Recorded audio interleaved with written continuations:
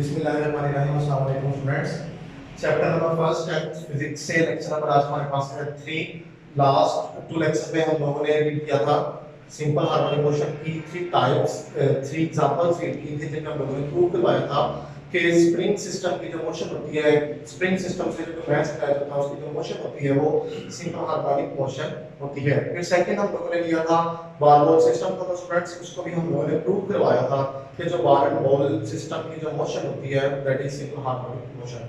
Students कल third हमने examples prove करवाया था कि सिंपल पेंडुलम की जो मोशन होती है वो सिंपल हार्मोनिक मोशन होती है। तो स्टूडेंट्स 3 एग्जांपल हम लोगों ने उसकी डिस्कस की, उसके बाद हम लोग देखते हैं कि उसकी कैरेक्टरिस्टिक्स क्या है। सेशन की 3 एग्जांपल्स के बाद हम लोगों ने क्या रिजल्ट ड्राइव किए हैं, ऐसी वो क्या चीजें हैं जिनकी बेस पर लोग 3 एग्जांपल्स को लेके रीड कर रहे थे।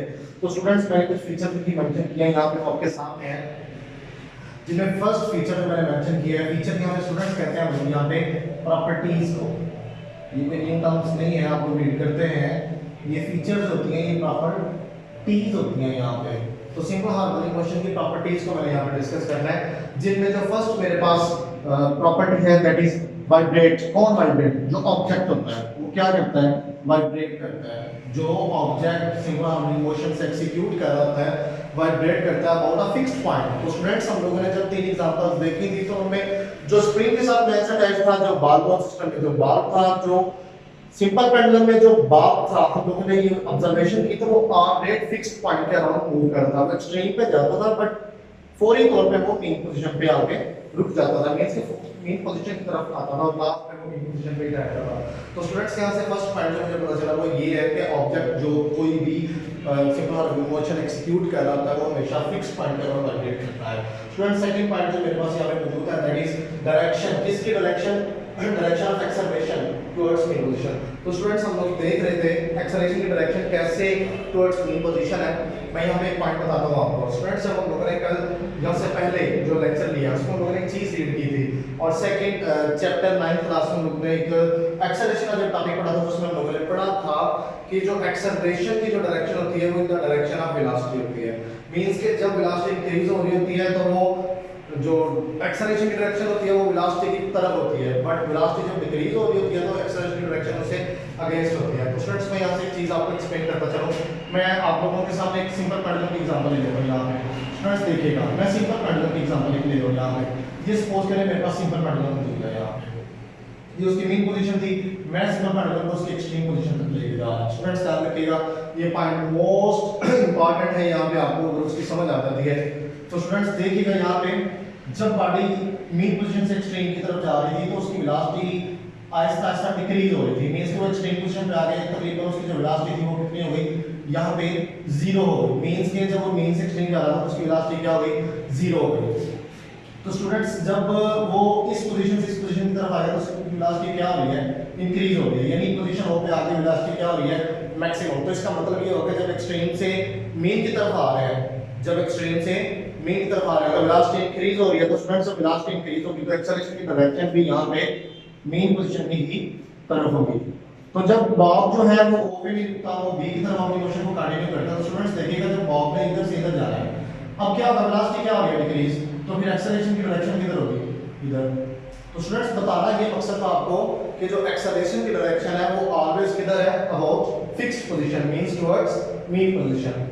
स्टूडेंट्स थर्ड पॉइंट मेरे पास मैग्नीट्यूड ऑफ एक्सेलरेशन, जो कि हम लोगों ने जब सिंपल पेंडुलम को रीड किया उससे पहले मैथमेटिक्स सिस्टम को ये सेशन को जब स्टार्ट किया था तो ये फर्स्ट हम लोगों ने न्यूमेरिकल वैल्यू जो है, न्यूमेरिकल एक फार्मूला जो है, ये इक्वेशन जो है हम लोगों ने रीड की थी जिसमें लिखा हुआ है कि acceleration directly proportional to displacement. Means कि यहां पे ये है कि जितना डिस्प्लेसमेंट ज्यादा होगा उतनी एक्सेलरेशन ज्यादा होगा, बट फ्रॉम मीन पोजीशन।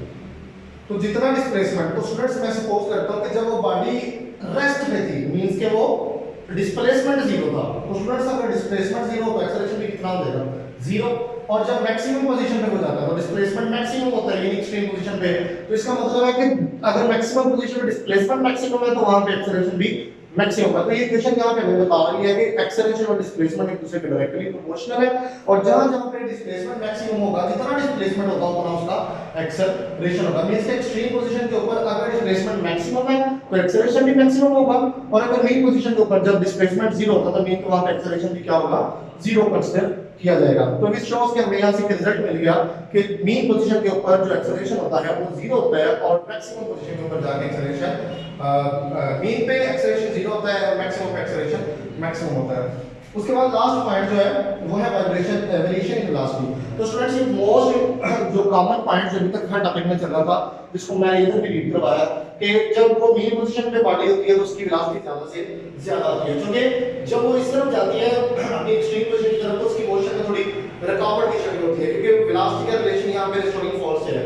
जब एक्सट्रीम में जाती है तो रिस्टोरिंग फोर्स इंक्रीज हो रही होती है, और सेम है वेलोसिटी जो है उसकी डिक्रीज हो रही होती है। तो स्टूडेंट्स जब वो मीन पोजीशन की तरफ आता है तो चूंकि वो स्पीड उसकी ज्यादा हो रही होती है, मींस कि उसकी स्पीड का वेलोसिटी आप कह सकते हैं कि वो क्या हो रही है, इंक्रीज। तो आप यहां से रिजल्ट वेलोसिटी के बारे में भी कह सकते हैं कि जो वेलोसिटी है वो मीन पोजीशन पे मैक्सिमम होती है और एक्सट्रीम पोजीशन पे मिनिमम। आप उसको जीरो भी कंसीडर कर सकते हैं। स्टूडेंट्स ये तो था फीचर ऑफ द सिस्टम। ये बोर्ड इंपॉर्टेंट शॉर्ट क्वेश्चन, ये बोर्ड पे बड़ी दफा ये शॉर्ट क्वेश्चन पेपर पे आ चुका हुआ है। आज कुछ स्टफ देखते हैं नेक्स्ट जो सेशन से रिलेट कर रही है, जिनमें सबसे पहले तो मेरे पास जो पॉइंट है वो है वाइब्रेशन का, उसके पास टाइम पीरियड, फ्रीक्वेंसी और एम्पलीट्यूड। ये टर्म्स कुछ ऐसी थी जिनमें अब अगर उनको रीड करते हैं तो हमें सिंपल और मोशन अंडरस्टैंड करना मजीद आसान हो जाता है। इससे रिलेटेड एग्जांपल्स जो है वो रीड करना आसान हो जाता है। तो स्टूडेंट्स यहां पे सबसे पहला पॉइंट जो मेरे पास मौजूद है दैट इज वाइब्रेशन। अब वाइब्रेशन क्या होती है स्टूडेंट्स? वाइब्रेशन ये होती है कि सपोज करेंगे जो सिंपल पेंडुलम था, ये सिंपल पेंडुलम है, तो सिंपल पेंडुलम ये मीन पोजीशन पे था, वो क्या करता है मीन से जब जाता है एक्सट्रीम पे, यहां पे ये उसकी एक्सट्रीम पोजीशन है सिंपल पेंडुलम की, ये मीन पोजीशन है। तो स्टूडेंट्स अब ध्यान से आप लोग देखिएगा तो वाइब्रेशन को अंडरस्टैंड करने लगे हैं। जब बॉडी मीन से एक्सट्रीम जाए, एक्सट्रीम से मीन आए, देन अगेन वो मीन से एक्सट्रीम और एक्सट्रीम से मीन आए, यानी कंप्लीट एक राउंड, एक सर्कल, एक साइकिल कंप्लीट करे तो हम लोग उसको कहते हैं कि that is vibration. Students next point है दैट इज मेरे पास टाइम पीरियड। टाइम पीरियड क्या होता है स्टूडेंट्स? ये जो जिसको हमने वाइब्रेशन कहा है, जब वो मीन से एक्सट्रीम, एक्सट्रीम से मीन, मीन से एक्सट्रीम, एक्सट्रीम से मीन आता है, यानी वो कंप्लीट साइकिल मुकम्मल करता है, तो उसके लिए जो टाइम चाहिए होता है वो 1 मिनट भी हो सकते हैं, 2 मिनट्स हो सकते हैं, 10 मिनट है, तो 10 मिनट या 5 मिनट हम लोग जिनको कहा है दैट इज का टाइम पीरियड। तो स्टूडेंट्स उसके बाद मेरे पास मौजूद जो है पॉइंट दैट इज फ्रीक्वेंसी। अब थोड़ा सा मैं यहां से आपको बता दूं कि टाइम पीरियड और फ्रीक्वेंसी जो होते हैं वो एक दूसरे का क्या होते हैं, रेसिप्रोकल होते हैं। मींस कि अगर मैं आपको एक पॉइंट बताता हूं यहां पे, टाइम पीरियड क्या था कि वाइब्रेशन को मुकम्मल करने के लिए जितना टाइम चाहिए। फ्रीक्वेंसी क्या होती है? टाइम पीरियड में क्या होता है कि टाइम जो है वो डिपेंड कर रहा होता है वाइब्रेशन पे। फ्रीक्वेंसी में क्या होता है कि जो वाइब्रेशन होती है वो डिपेंड कर रही होती है टाइम पे। मींस कि 2 मिनट ले लें, चूज कर लें, आप यहां पे टाइम इंटरवल चूज कर लेते हो, 1 मिनट कह लें, 2 मिनट कह लें, 2 मिनट के अंदर जितनी वाइब्रेशंस पास करते हैं that is called frequency. 1 minute के अंदर जितनी फ्रीक्वेंसी, जितनी वाइब्रेशंस पास करते हैं that is called frequency. Students यहां से पॉइंट बताता चलूं आपको कि जो टाइम पीरियड का जो यूनिट होता है that is called second, same as frequency का जो यूनिट होता है, जो कि टाइम पीरियड का यूनिट जो है वो सेकंड है और उसको शो करते हैं t से, तो फ्रीक्वेंसी को शो करते हैं स्टूडेंट्स f से, स्मॉल f ले सकते हैं आप लोग यहां पे। और मैंने जो कि कहा है कि फ्रीक्वेंसी और टाइम पीरियड एक दूसरे का क्या है, रेसिप्रोकल, तो आप इसको लिख सकते हो f = 1/t। मींस कि जितना टाइम इंक्रीज होगा फ्रीक्वेंसी उतनी कम होगी, जब टाइम जितना कम होगा फ्रीक्वेंसी उतनी ज्यादा होगी। तो स्टूडेंट्स यहां से मैं इसका भी यूनिट ड्राइव कर सकता हूं, 1/सेकंड आएगा पर सेकंड, और वो पर सेकंड जो होता है दैट इज कॉल्ड हर्ट्ज। वो हर्ट्ज के 1 हर्ट्ज के इक्वल होता है, दैट इज स्पेलिंग HERTZ। ये तो थी फ्रीक्वेंसी। टाइम पीरियड क्या होता है कि वन वाइब्रेशन को मुकम्मल करने के लिए जितना टाइम चाहिए होता है that is called time period. और फ्रीक्वेंसी में क्या होता है कि आप टाइम मैनेज कर लेते हो, 2 मिनट 3 मिनट आप काउंट कर लेते हो, सिलेक्ट कर लेते हो, उसमें जितनी वाइब्रेशंस काउंट होती हैं that is called frequency. Students यहां पे लास्ट जो पॉइंट जो एसएसएम से मेरे पास रिलेट कर रहा है that is called amplitude. Amplitude क्या होता है? जितने भी हम लोगों ने अभी तक डिस्कशन किए हैं उनमें मोस्ट कॉमन और इजीली अंडरस्टैंड होने वाला जो पॉइंट है वो एम्पलीट्यूड है। जब हम लोगों ने मैस स्प्रिंग सिस्टम में पढ़ा था, मैस स्प्रिंग सिस्टम हम लोगों ने जब किया था तो मैस स्प्रिंग सिस्टम को अंडरस्टैंड करते स्टूडेंट्स हम लोगों ने यहां पे ये चीज रीड की थी, अगर आपको याद हो कि ये स्प्रिंग था, स्प्रिंग के साथ मैस अटैच था यहां पे। और पता है जब हम लोग स्प्रिंग को खींच के बाहर लेके जा रहे थे तो क्या हुआ था कि ऑब्जेक्ट यहां पे आ गया था, तो स्टूडेंट्स क्या हुआ कि यानी वो O से इधर चला गया था A तक, तो ये जो उसने डिस्प्लेसमेंट कवर किया था जिसको हम लोगों ने कह दिया था कि ये क्या है x। स्टूडेंट्स ये जो मैक्सिमम डिस्प्लेसमेंट होता है from mean to extreme that is called amplitude. इसका मतलब ये हुआ कि जो एम्पलीट्यूड है एक्चुअली बेसिकली ये डिस्प्लेसमेंट ही होता है, लेकिन सिर्फ डिस्प्लेसमेंट हाफ को भी कह सकते हैं, मींस कि ये वाला जो इतना डिस्टेंस है ये भी डिस्प्लेसमेंट होगा, ये भी डिस्प्लेसमेंट, लेकिन जब एम्पलीट्यूड की बात करेंगे तो ये सारे का सारा काउंट होगा from mean to extreme position. तो स्टूडेंट्स जो भी हमें पता है कि एम्पलीट्यूड जो है वो डिस्टेंस है, लेंथ है, डिस्प्लेसमेंट है, सो हम लोग यूनिट इसका कह सकते हैं कि यहाँ पे एम्पलीट्यूड का जो यूनिट होगा वो 1 मीटर होगा। स्टूडेंट्स ये थी टर्म्स जो एसएसएम से एसोसिएट कर रही थी, जो जिनको रीड करने के लिए एसएसएम को रीड करने के लिए जिनको समझना जरूरी था। उसके बाद स्टूडेंट्स मेरे पास टॉपिक है डैम्प्ड ऑसिलेशन। डैम्प्ड क्या होती है और ऑसिलेशन का यहाँ पे क्या मतलब है। स्टूडेंट्स एक्चुअली ऑसिलेशन का जो यहाँ पे वर्ड लिखा हुआ है ये कोई न्यू वर्ड नहीं है, आप परेशान नहीं हो इससे। ये ऑसिलेशन का मतलब है यहाँ पे वाइब्रेटरी, यानी वाइब्रेशन कह लें या ऑसिलेशन कह लें, जो वाइब्रेटरी मोशन या वाइब्रेशन होती है दैट इज ऑसिलेशन होती है। यानी वन वाइब्रेशन अगर जैसे हम लोग यहाँ पे कहा है वन कंप्लीट राउंडिंग जो होती है उसको लोग वाइब्रेशन करते हैं, तो हम उसको ऑसिलेशन भी कह सकते हैं। जहां जहां लोगों ने वाइब्रेशन का वर्ड यूज किया वहां हम लोग ऑसिलेशन को भी काउंट कर सकते हैं। अब डैम्प्ड ऑसिलेशन को अंडरस्टैंड करने के लिए स्टूडेंट सिंपल पेंडुलम की ही, क्योंकि सारी एसएनएम की एग्जांपल्स हैं, तो उनमें सबसे पहले मैं जो एग्जांपल दे रहा हूं वो सिंपल पेंडुलम की ही दे रहा हूं। स्टूडेंट्स ये देखिएगा, जब मेरे पास जो बॉब था जो स्ट्रिंग के साथ अटैच था, जब वो मेन पोजीशन पे था उसको उठा के मैं एक्सट्रीम पे ले आया। अगर मैंने कल लास्ट लेक्चर में इसके आइडियल सिस्टम की बात की थी, मैंने कहा था कि यहाँ पे आइडियल सिस्टम आइडियल क्या होता है जिसमें कोई मिस्टेक कोई चांसेस नहीं होते, कोई गलती नहीं होती है, तो आइडियल सिस्टम एग्जिस्ट नहीं करता। तो फिर क्या होता है कि यहाँ पे आपका कोई सपोज ये पेंडुलम है, अगर आप इसको मूव करवा के छोड़ देते हैं तो स्टूडेंट्स कुछ देर बाद में देखूंगा तो ये स्टॉप होना शुरू हो जाएगा। किस चीज ने इसको स्टॉप किया, वो एयर मौजूद है जो इस एनवायरनमेंट में, इसने इसको स्टॉप कर दिया।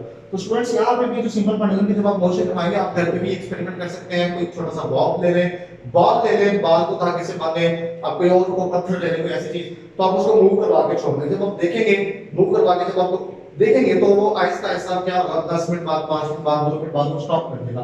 तो अगर उसकी मोशन का जब मैं ग्राफ बनाऊं तो वो ग्राफ कुछ इस तरह से बनता है कि स्टार्टिंग में उसकी मोशन ज्यादा होती है, मैक्सिमम डिस्प्लेसमेंट कवर कर रहा होता है, आहिस्ता आहिस्ता डिस्प्लेसमेंट जो है वो कम होना शुरू हो जाता है। ग्राफिकल मेथड से स्टूडेंट्स मैंने आपको एक हवाला दिया इसका कि देखिएगा कि स्टार्ट में उसकी जो डिस्प्लेसमेंट है अपने जो था मैक्सिमम था, आहिस्ता आहिस्ता जब उसकी मोशन कम होना शुरू हो जाती है तो वो उसका जो एम्पलीट्यूड है वो कम होना शुरू हो जाता है। तो स्टूडेंट्स वो कौन सी फोर्स है, वो कौन सी चीज है जो इसका एम्पलीट्यूड है वो कम कर देती है। स्टूडेंट्स वो एयर है यहाँ पे, जो इसके वो जो रेजिस्टिव मीडियम का जो रेजिस्टिव फोर्स का जो रोल प्ले कर रही है उसको हम लोग कहते हैं यहाँ पे कि उस रेजिस्टिव मीडियम की मौजूदगी में, उस रेजिस्टिव फोर्स की मौजूदगी में जो बॉडी का एम्पलीट्यूड कम होना शुरू हो जाता है that is called damped oscillation. Damp mean किसी रेजिस्टिव फोर्स की मौजूदगी में ऑसिलेशंस का कम होना, दैट इज डैम्प्ड ऑसिलेशन।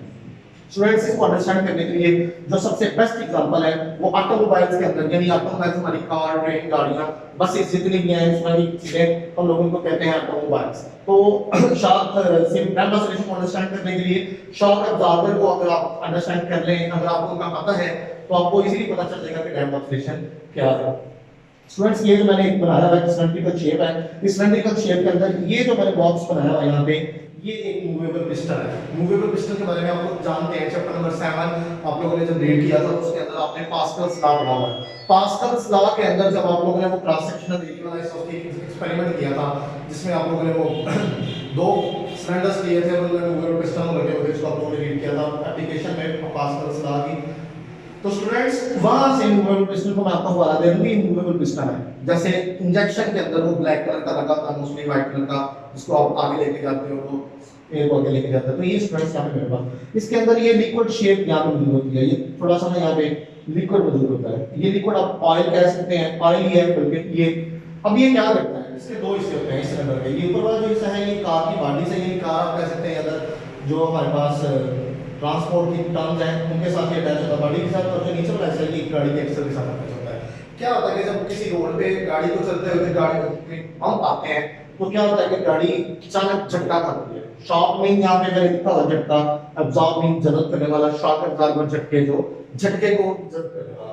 तो जब गाड़ी पंप से अटैक टच करती है तो उसमें वाइब्रेशन अचानक आ जाती हैं, और उन वाइब्रेशंस की मौजूदगी में क्या होता है कि गाड़ी जो है उनमें अचानक शॉक यानी झटके लगने शुरू हो जाते हैं, जिसको कवर करता है ये जो सिलेंडर लगा हुआ है, इसको हम लोग शॉक अब्जॉर्बर कहते हैं। फिर क्या होता है कि गाड़ी की बॉडी जो है वो जाके अटैच होती है इस तरह, बट पिस्टन से ही मूवेबल पिस्टन अटैच होता है लिक्विड से, और लिक्विड उस वाइब्रेशंस को क्या कर लेता है, अब्सॉर्ब कर लेता है, दैट इज शॉक अब्सॉर्बर। तो यहाँ पे वो गाड़ी की जो मोशन होती है, वाइब्रेशन होती है, जो ऑसिलेशन होती हैं, वो जल्दी से क्या हो जाती हैं, जस्ट हो जाती हैं। तो ये जो लिक्विड है यहाँ पे ये अब्सॉर्बर के मीनिंग में ये डैम मीडियम के शक्ल में यहाँ मेरे पास मौजूद है।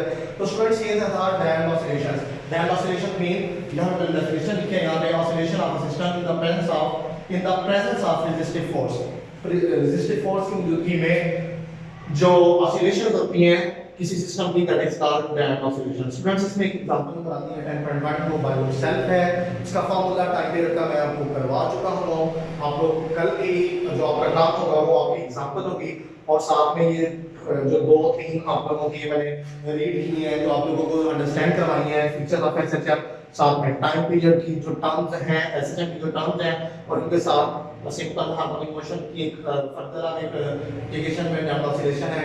तो ये जो काम जितना भी है कल ये प्रैक्टिस के तौर पे इंशाल्लाह फीडबैक की शक्ल में आप लोगों से कर लिया जाएगा। Thank you so much.